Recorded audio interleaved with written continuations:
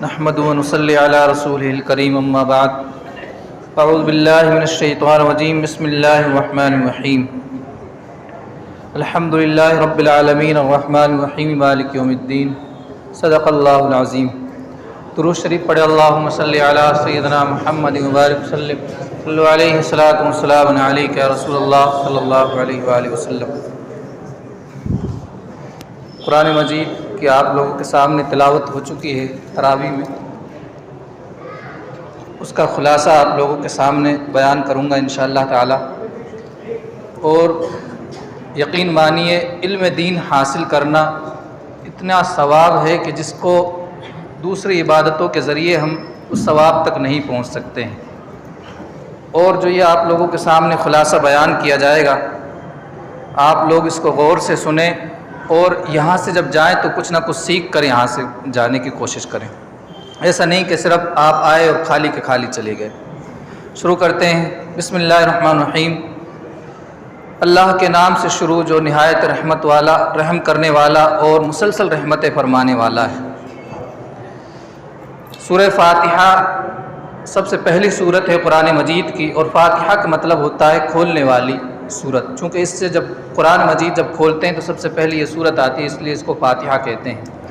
اور اس کے بہت سارے نام ہیں اور الگ الگ نام ہیں، اور اس کو سورہ شافعہ، سورہ کافیہ، اسی طرح اللہ کے نبی علیہ الصلاۃ والسلام کے صحابہ کرام کسی پر جب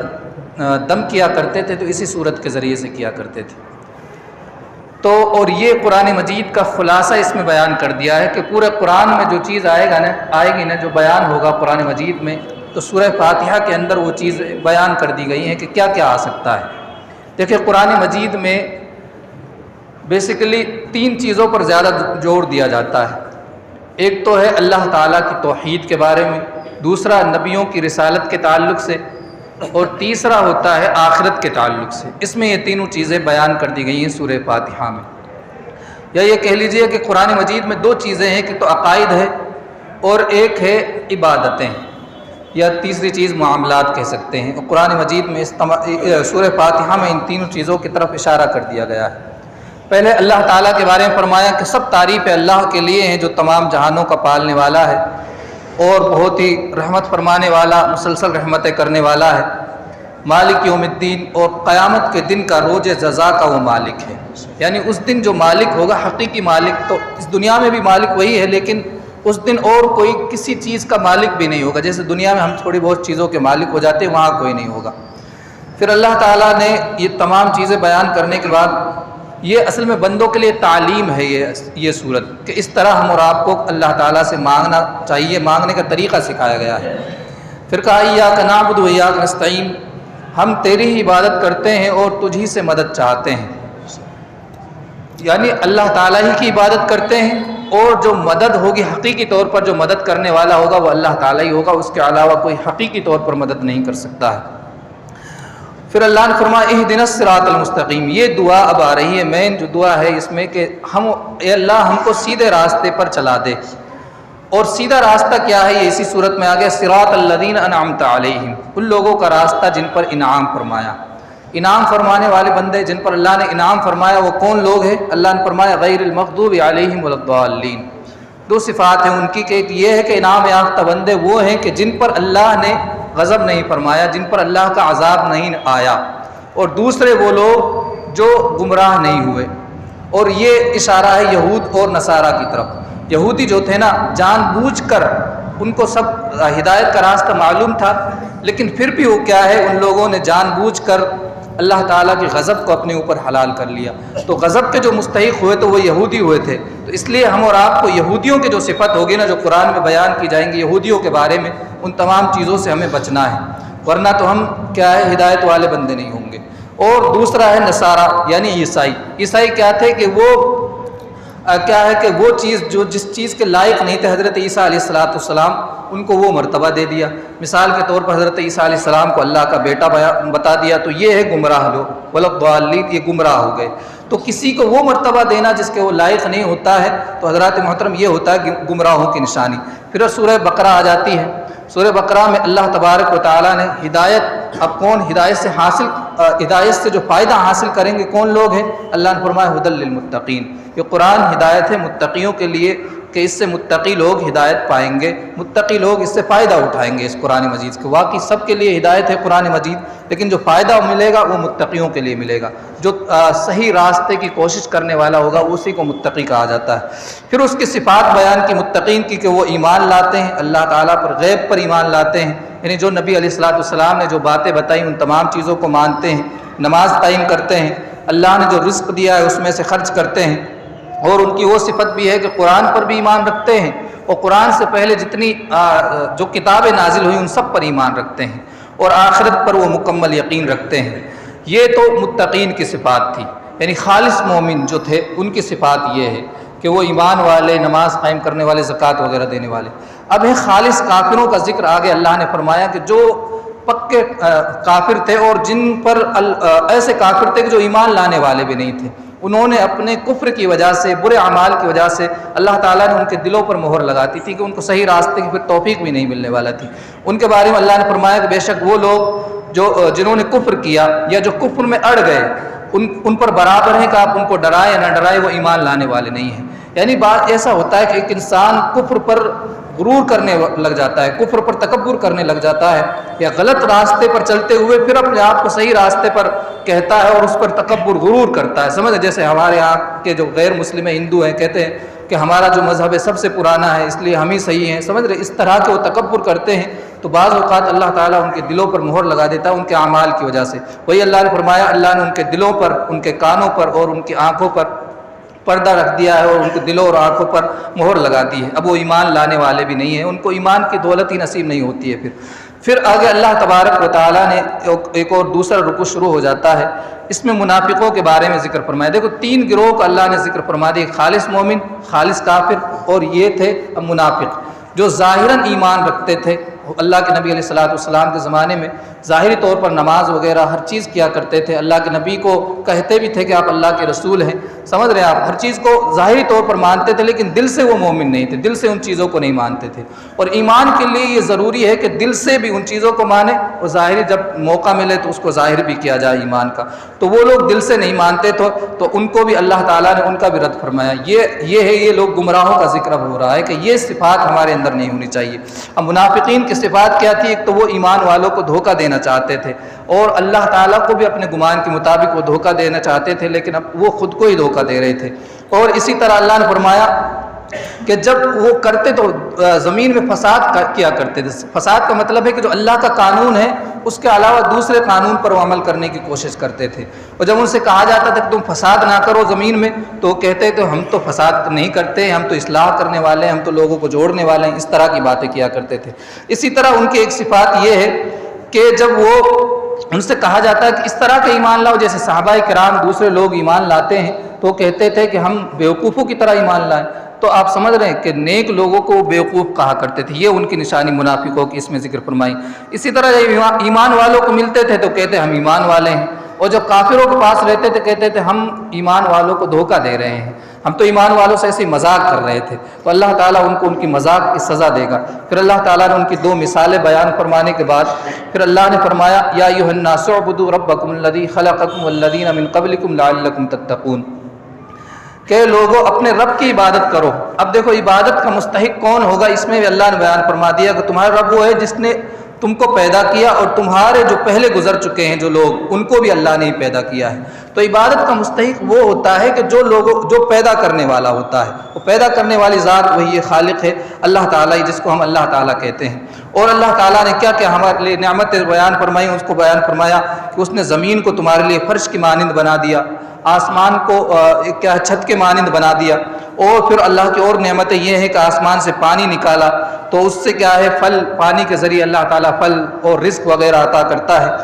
تو اس لیے اللہ کی یہ چیز ہے کہ اللہ پیدا کرنے والا بھی ہے، تمام ہر چیز کا خیال بھی رکھتا ہے، رزق وغیرہ پہنچاتا ہے، تو اس کا کسی کو شریک نہ بنایا جائے، کیونکہ اگر دوسرے کو شریک بنائیں گے تو اللہ تعالیٰ اس شرک کو کبھی بھی معاف نہیں کرتا ہے۔ پھر اللہ نے وہی قرآن مجید کے تعلق سے بیان کر دیا کہ جو بھی اس میں شک کرتے ہیں قرآن مجید میں اس جیسا کوئی لے کے آ جائے، اور قیامت تک کے لیے چیلنج ہے کہ قرآن جیسا کوئی لے کر آئے۔ پھر اللہ تبارک و تعالیٰ نے جنتیوں کے بارے میں فرمایا وَبَشِّرِ الَّذِينَ آمَنُوا وَعَمِلُوا الصَّالِحَاتِ أَنَّ لَهُمْ جَنَّاتٍ تَجْرِي مِن تَحْتِهَا الْأَنْهَارُ، کہ وہ لوگ جو ایمان لائے ان کے لیے خوشخبری دے دو کہ ان کے لیے ایسے باغات ہیں جن کے نیچے نہریں بہتی ہوں گی، اور ان کو اس میں طرح طرح کے رزق دیے جائیں گے،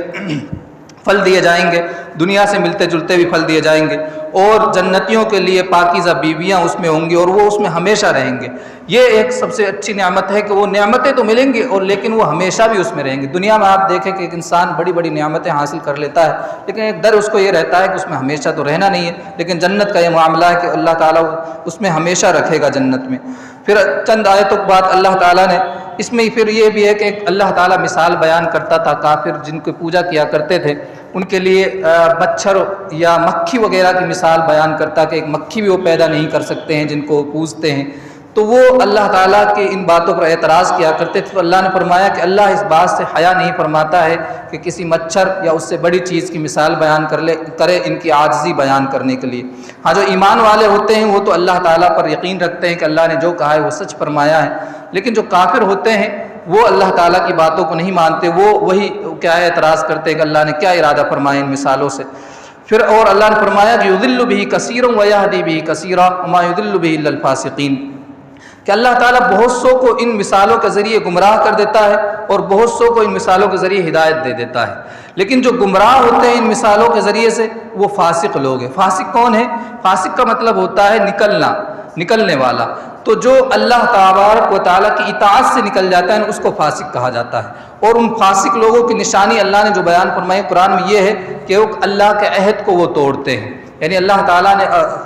نے ایک عہد کیا کہ میں تمہارا رب ہوں، یہ روحوں سے عہد کیا تھا، اس عہد کو توڑتے ہیں، یا جو بھی عہد اللہ تعالیٰ کا اس کو عہد کو توڑتے ہیں۔ اسی طرح رشتہ داریوں کو توڑتے ہیں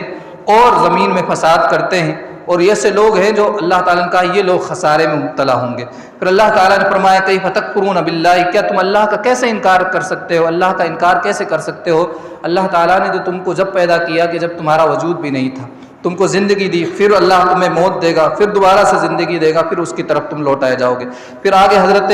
آدم علیہ السلام کا قصہ ذکر کیا جاتا ہے کہ حضرت آدم علیہ السلام کو اللہ تعالیٰ نے خلیفہ بنایا اور تمام چیزوں کے نام سکھا کر فرشتوں کے سامنے اللہ تعالیٰ نے حضرت آدم علیہ السلام کو کر دیا، اور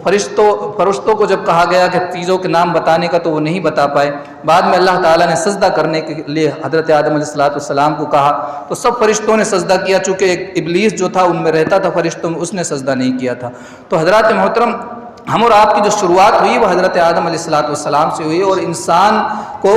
جو مرتبہ ملنا ہے نا وہ اس کے علم کی وجہ سے ملتا ہے، چونکہ حضرت آدم علیہ السلام کو اللہ تعالیٰ نے فرشتوں سے زیادہ علم دیا تھا، اس لیے اللہ تعالیٰ نے ان کو بزرگی عطا فرمائی، حالانکہ فرشتے ان سے زیادہ عبادتیں کرنے والے تھے۔ تو عبادتوں سے زیادہ علم سے انسان کو مرتبہ ملتا ہے، یہ چیز ہم اور آپ کو سیکھنے کو ملتی ہے۔ پھر یہودیوں کا ذکر ہو جاتا ہے شروع بعد میں کہ یہودیوں کی کیا خصلتیں تھیں۔ میں نے بتایا کہ یہودیوں کی جو عادتیں ہیں ان سے ہم اور آپ کو بچنا چاہیے۔ ان کی عادتیں کیا تھیں کہ چند عادتیں میں آپ کو بتلا دیتا ہوں کہ وہ یہ کیا کرتے تھے، وَلَا تَلْبِسُوا الْحَقَّ بِالْبَاطِلِ وَتَكْتُمُوا الْحَقَّ وَأَنْتُمْ تَعْلَمُونَ، یعنی حق کو باطل کے ساتھ ملا کر وہ بیان کیا کرتے تھے۔ یعنی وہ لوگ بہت چالاک چتر بنا کرتے تھے۔ مثال کے طور پر رائنا لفظ آ گئی، قرآن میں آئے گا کہ رائنا لفظ ہے، اس کو رائنا کہہ دیا کرتے تھے۔ اس طرح وہ کیا ہے یا مطلب حق کو باطل کے ساتھ ملایا کرتے تھے، تو یہ کام انسان کو نہیں کرنا چاہیے۔ اسی طرح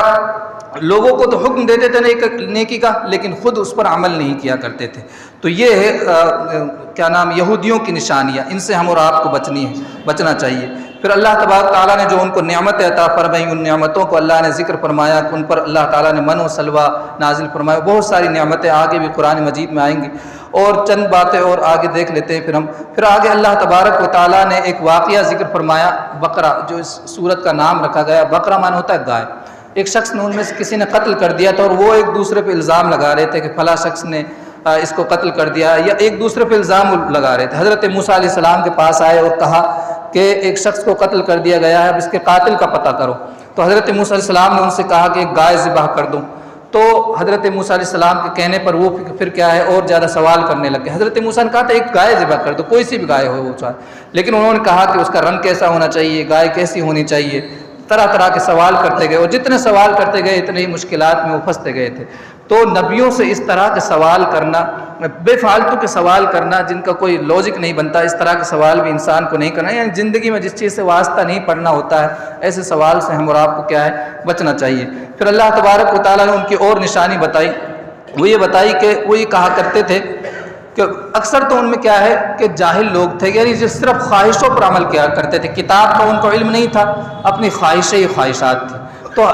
ہم اور آپ کو بھی یہ اللہ تعالیٰ نے یہ سکھانا چاہ رہا ہے ان آیتوں کے ذریعے کہ ایک انسان کو جب علم نہ ہونا تو وہ کیا ہے اپنی خواہشوں سے کچھ نہیں کہنا چاہیے، یعنی اپنے من سے کوئی بات نہیں کہنی چاہیے، جیسا کہ وہ یہودی کیا کرتے تھے کہ ان کے پاس کتاب کا علم نہیں رہتا تھا لیکن خواہشیں رہتی تھی اور گمان رہتے تھے، یعنی گمان کے مطابق بات نہیں کرنی چاہیے، یقین کے مطابق بات کرنی چاہیے۔ اسی طرح وہ کہتے تھے کہ ہم تو اللہ کے پیارے ہیں، ہم اللہ کے محبوب ہیں، اللہ ہمیں جہنم میں نہیں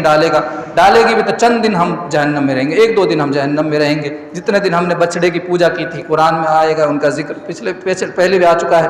اسی میں کہ انہوں نے بچڑے کی پوجا کرنا شروع کر دی، تو وہ کہتے تھے کہ ہم جتنے دن بچڑے کی پوجا کی تھی تو اتنے دن ہمیں اللہ تعالیٰ جہنم میں رکھے گا۔ اللہ تعالیٰ نے کہا کیا تم سے اللہ نے کوئی ایسا وعدہ کر رکھا ہے؟ حالانکہ اللہ نے کوئی ایسا وعدہ نہیں کیا ہے۔ پھر اللہ نے کہا بلا من کسب سیئۃ وحاطت بہ خطیئۃ فاولئک اصحاب النار، کیوں نہیں کہ وہ شخص جس نے برائی کو کمایا اور اس کی برائی نے اس کو گھیر لیا، یعنی گناہ کیا اور گناہ پر وہ گناہ کرتا رہا، گناہ پر گناہ کرتا رہا، پورے طور پر وہ گناہوں میں ملوث ہو گیا، اللہ فرماتا ہے وہ جہنم میں جائے گا اور اس میں ہمیشہ رہے گا۔ یا گناہ کو جائز سمجھ کر کیا تو انسان کافر ہو جاتا ہے اور وہ بھی اس میں ہمیشہ رہے گا۔ پھر اللہ تبارک و تعالیٰ نے ایک اور ان کی عادت بتائی کہ چند باتوں پر، کچھ باتوں پر تو وہ بہت زیادہ یقین کے ساتھ عمل کیا کرتے تھے، یا کہہ لیجئے کہ بہت زیادہ زور دیا کرتے تھے، اور کچھ باتوں کی کوئی ویلیو نہیں دیا کرتے تھے وہ۔ تو اللہ نے فرمایا فتؤمنون ببعض الکتاب وتکفرون ببعض، تم بعض باتوں پر ایمان لاتے ہو اور بعض کا انکار کرتے ہو۔ یعنی انسان جب کامل مومن ہونا چاہیے، ایسا نہیں کہ بعض چیزوں کو پکڑ لیا بعض کو چھوڑ دیا، مکمل طور پر وہ بھی یہ بھی اسی طرح کیا کرتے تھے یہودی۔ آج کل مسلمان بھی اسی طرح کرتے ہیں، بعض باتوں کو تو بہت پکے سے پکڑ لیتے ہیں لیکن بعض باتوں کو بالکل وہ پرواہ نہیں کرتے ہیں، سمجھ رہے ہیں آپ؟ تو اس طرح ہم اور آپ کو نہیں کرنا چاہیے۔ پھر آگے اللہ تبارک و تعالیٰ نے ان کی وہی ایک اور ان کے اندر عادت تھی کہ وہ جادو ٹونا وغیرہ بہت کیا کرتے تھے، اور جادو ان کا یہ تھا کہ میاں بیوی کے درمیان وہ جدائی کیا کرتے تھے۔ تو یہ جادو کرنا یا جادو کروانا یہ حرام کام ہوتا ہے، اور یہ بھی ان کا طریقہ تھا، اور خاص طور پر یہ تعویذ کے ذریعے بھی اگر کوئی کسی کو جدائی کروا رہا ہے، کسی کے درمیان دشمنی کروا رہا ہے تو وہ چیز بھی حرام ہوگی اس آیت کی روح سے۔ اور آخرت میں اللہ نے فرمایا ایسے لوگوں کے لیے ما لہ فی الآخرۃ من خلاق، ایسے لوگوں کے لیے آخرت میں کوئی حصہ نہیں ہے، آخرت میں ان کا کوئی حصہ نہیں ہوگا، وہ ہمیشہ ہمیشہ جہنم میں رہیں گے، کیونکہ جادو کرنا یہ کفر ہے، سمجھ رہے ہیں آپ؟ اگر کوئی جادو کو صحیح کر کے سمجھ رہا ہے۔ پھر وہی اللہ تعالیٰ نے اپنے نبی صلی اللہ علیہ وسلم کے تعلق فرمایا یا ایھا الذین آمنوا لا تقولوا راعنا، حضور صلی اللہ علیہ وسلم کو راعنا کہا کرتے تھے، ہمارے چروائے۔ حالانکہ راعنا کا ایک مطلب ہوتا ہے یا رسول اللہ ہماری رعایت کیجیے، یعنی حضور صلی اللہ علیہ وسلم کوئی بیان کرتے تھے تو جو صحابہ کرام تھے وہ کہتے تھے راعنا، کچھ سمجھ میں نہیں آتا تھا تو وہ کہتے راعنا یعنی ہمیں دوبارہ سے سمجھا لیجیے، ہماری رعایت فرمائیے، لیکن وہ چال بازیاں کیا کرتے۔ تو اللہ تعالیٰ نے اس لفظ کو بھی کہہ دیا کہ وقول انظرنا، اب کہنا ہے تو اب کہنا ہے انظرنا یا رسول اللہ، یعنی یا رسول اللہ ہماری طرف نظر کرم فرمائیے۔ تو حضور علیہ الصلوۃ والسلام کا یہ ادب فرمایا کہ کوئی بھی جملہ ایسا جس میں بے ادبی کا پہلو نکل سکتا ہے وہ نبیوں کے لیے بولنا جائز نہیں ہوگا، اور حضور صلی اللہ علیہ وسلم کے لیے تو خصوصی طور پر جائز نہیں ہوگا۔ پھر ایک اور وہی یہ کہا کرتے تھے جو یہودی تھے کہ وہ یہودی بھی اور عیسائی بھی یہ کہتے تھے وقالوا لن يدخل الجنۃ الا من كان هودا او نصارى، کہ جنت میں ہرگز داخل نہیں ہوگا مگر جو یہودی اور نصارہ یعنی جو عیسائی ہوگا وہی داخل ہوں گے، یعنی اپنے آپ کو جنت کا ٹھیکیدار سمجھا کرتے تھے۔ تو ہم اور آپ کو بھی یہ نہیں سوچنا چاہیے کہ ہم فلاں فرقے سے تعلق رکھتے ہیں تو ہم جنت میں یقینی طور پر جائیں گے، ایسا نہیں، بلکہ اللہ تعالیٰ نے قانون بتا دیا کہ جنت کا حقدار وہ ہوگا بلا من اسلم وجهه للہ وهو محسن فلہ اجر عند ربہ، جس نے اپنے آپ کو اللہ کے سامنے جھکا دیا اور کہا وہ محسن، اور اس نے محسن ہو، محسن کا مطلب ہوتا ہے وہ صرف جو کام کرتا ہے وہ اللہ کی رضا کے لیے کرتا ہے، احسان کا مطلب ہے خالص اللہ کی رضا کے لیے کام کرنے والا، تو وہ ہوگا اس کے لیے اللہ نے فرمایا اس کے لیے اجر عند ربی، اس کے رب کے پاس اس کا اجر ہوگا، اور آخرت میں اس پر کوئی خوف و غم نہیں ہوگا۔ پھر آگے اللہ تبارک تعالیٰ نے چند آیتوں کے بعد فرمایا وَلَن تَرْضَىٰ عَنْكَ الْيَهُودُ وَلَا النَّصَارَىٰ حَتَّىٰ تَتَّبِعَ مِلَّتَهُمْ، ہم اور آپ کیا ہے بہت سارے لوگ کافروں کو خوش کرنے کے لیے ایسے کام کرتے ہیں کہ مطلب اسلام کے خلاف کام کرتے ہیں۔ اللہ کہہ رہا یہودی ہو نصارہ یہ تم سے کبھی بھی راضی نہیں ہوں گے حتیٰ کہ تم ان کے ملت کی اتباع کرنے لگ جاؤ، یعنی ان کے جو دین ہے اس کو بھی ماننے لگ جاؤ گے نا تب تو وہ راضی ہو سکتے ہیں، یا یہ مطلب ہے کہ اگر تم نے ان کے دین کی اتباع کر لی نا وہ تب بھی تم سے راضی نہیں ہو سکتے ہیں۔ اور پھر آگے اللہ نے فرمایا کہ اگر تمہارے پاس حق آ چکا ہے پھر بھی تم نے خواہشات کی پیروی کی، ایسے لوگوں کی پیروی کی، تو آخرت میں تمہارا کوئی حصہ نہیں ہوگا، نہ کوئی تمہیں بچانے والا ہوگا، نہ کوئی مددگار ہوگا۔ پھر اللہ نے فرمایا الذین آتیناہم الکتاب یتلونہ حق تلاوتہ اولئک یؤمنون بہ ومن یکفر بہ فاولئک هم الخاسرون۔ وہ لوگ جن کو اللہ نے کتاب عطا فرمائی اور وہ یتلونہ حق تلاوتہ اس کی تلاوت کا حق ادا کرتے ہیں۔ اب یا اللہ ان کی تعریف فرما رہا ہے کہ جن کو اللہ نے کتاب دی اور اس کتاب کی تلاوت کا حق ادا کر دیتے ہیں تو اللہ فرمایا اولئک یؤمنون بہ، وہ لوگ ہیں ایمان والے۔ کتاب کی تلاوت کا حق کیا ہے؟ دیکھو کتاب قرآن مجید ہے جیسے ہمارے پاس، اس کی تلاوت کا حق یہ ہے کہ ایک تو اس کو صحیح انداز سے پڑھا جائے، یعنی جو اس کا پڑھنے کا طریقہ ہے، دوسرا اس کو سمجھنے کی کوشش کی جائے، تیسرا اس پر عمل کیا جائے، تب یہ ہے تلاوت کا حق۔ اور اللہ کہہ رہا اولئک یؤمنون بہ، جو حق ادا کرتا ہے وہ ہے اصل مومن، ومن یکفر بہ فاولئک هم الخاسرون، اور جس نے کفر کیا اس کے ساتھ یعنی قرآن کے ساتھ، حق ادا نہیں کیا تلاوت قرآن کا، تو اللہ کہہ رہا وہ نقصان اٹھانے والا ہے۔ پھر حضرت ابراہیم علیہ السلام کے بارے میں چند آیتوں کے بعد اللہ نے فرمایا کہ اللہ تعالیٰ نے ان کو آزمائش کی، حضرت ابراہیم السلام کی جس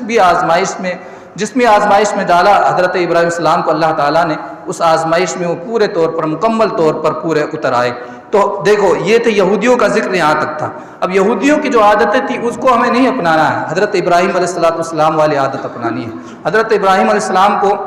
اللہ تعالیٰ جس بھی آزمائش میں ڈالتا تھا حضرت ابراہیم السلام اس پر صبر کیا کرتے تھے اور اس اللہ تعالیٰ کا پھر بھی شکر ادا کیا کرتے تھے، تو ہمارے حالت بھی یہی ہونی چاہیے۔ پھر ان کے چند باتیں بتائی کہ حضرت ابراہیم علیہ السلام کو اللہ تعالیٰ نے کہا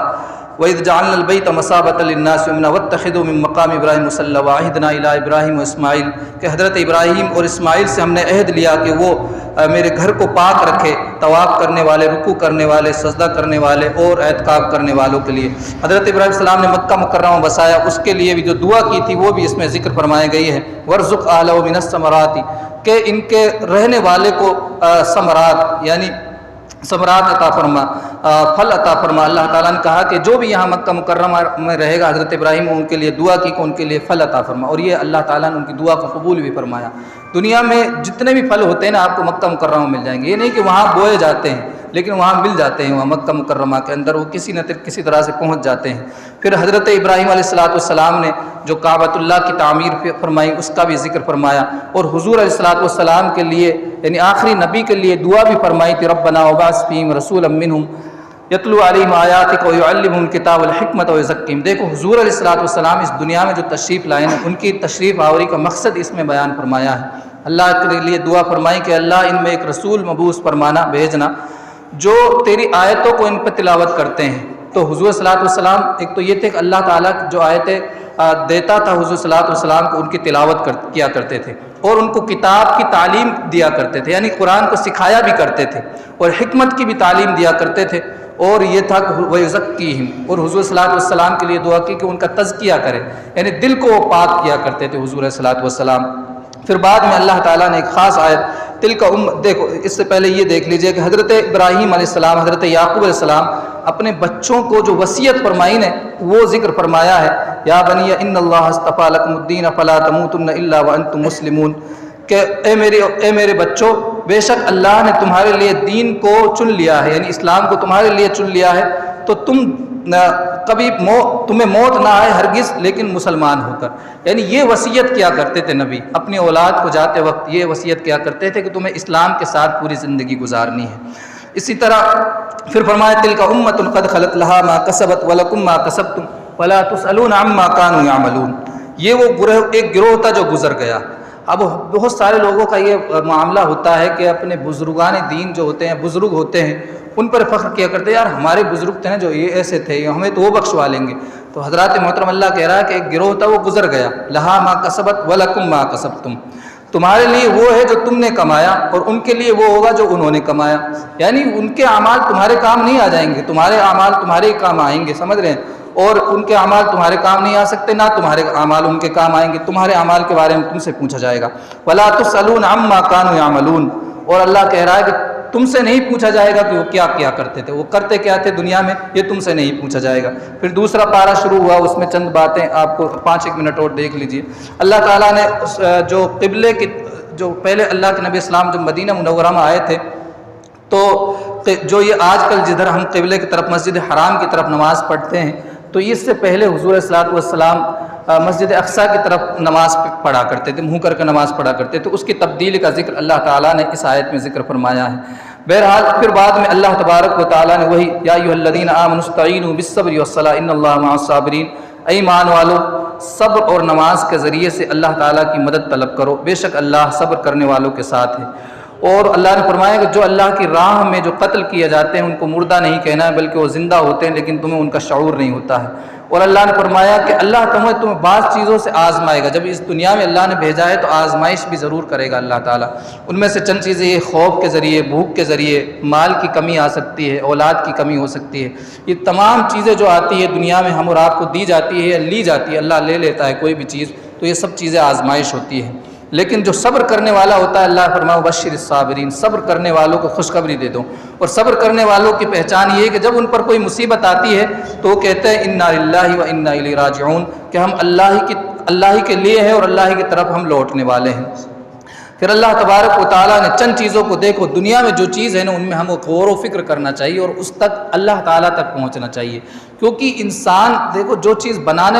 جو چیز کوئی بنی ہوئی ہوتی ہے نا اس سے استدلال کر سکتا ہے کہ اس کا کوئی نہ کوئی بنانے والا ہے۔ دنیا میں ہم اب دیکھ سکتے ہیں کہ زمین و آسمان کو دیکھو، رات دن جو بدل رہے ہیں ان کو دیکھو، کشتیاں جو سمندروں میں چلتی رہتی ہیں، اتنے بوجھ لے کر چلتی ہے ان کو دیکھو، اللہ تعالیٰ ان تمام چیزوں کو بیان فرما رہا ہے۔ اور پھر جو آسمان سے پانی آتا ہے یعنی بارش ہوتی ہے، پھر اس سے اللہ مردہ زمین کو زندہ کر دیتا ہے، سمجھ رہے ہیں، اور دنیا میں اتنے لوگوں کو اللہ نے پھیلایا ہے۔ ان تمام چیزوں میں غور و فکر کرو، اللہ کہہ رہا لآیات لقوم یعقلون، ان تمام چیزوں میں غور و فکر کرنے